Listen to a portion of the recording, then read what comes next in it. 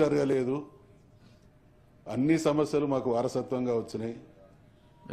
తెలంగాణ ఏం sir passing appreciate కూడా మీరు మాట్లాడినప్పుడు మంత్రి గారు నోరు మీకే కాదు మాకు కూడా ఉంటది. అట్లా కాదు, ప్లీజ్ ప్లీజ్ ఏం మర్యాద ప్లీజ్ ప్లీజ్ అందరికి ఉంటుంది సార్. సార్ అన్పార్లమెంటరీ వర్డ్స్ ఏమున్నా సార్ రికార్డు నుంచి తొలగించండి ఇప్పుడు ప్లీజ్.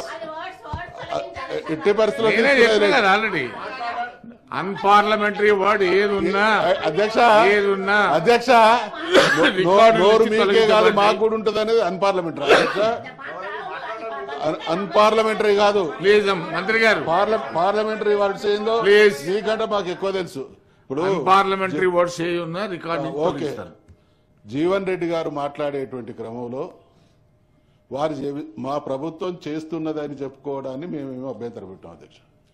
కానీ రిపీటెడ్గా బీఆర్ఎస్ ప్రభుత్వ హయాంలో ఏం జరగలేదు అనేటువంటి మాట రిపీటెడ్గా చెప్పేదాన్ని ఎట్టి పరిస్థితులలో కూడా ప్రతిపక్షంగా మేము సహించేది, దాన్ని భరించడానికి సిద్ధంగా లేవు. నంబర్ 1. నంబర్ 2, మా ప్రభుత్వ హయాంలో ఒక్క రేషన్ కార్డు కూడా ఇవ్వలేదని అంటున్నారు అధ్యక్ష. ఒకవేళ బీఆర్ఎస్ ప్రభుత్వ హయాంలో ఒక రేషన్ కార్డు కనుక ఇవ్వలేదు అనేది వాస్తవం అయితే సభ చైర్మన్ గా మీరు ఎటువంటి శిక్ష విధించినా మేము దాన్ని రిసీవ్ చేసుకోవడానికి సిద్ధంగా ఉన్నాం అధ్యక్ష. ఎందుకంటే ఈ సభ ద్వారా మంచితో పాటు వాస్తవాలు ప్రజలకు చేరాలి తప్ప ఎదుటి వాళ్ళ మీద దాడి చేయడం, ఎదుటి వాళ్ళ మీద దుష్ప్రచారం చేయడమే అస్త్రంగా ఎంచుకుంటే మా ప్రొటెస్ట్ కూడా అదే రకంగా ఉంటుంది.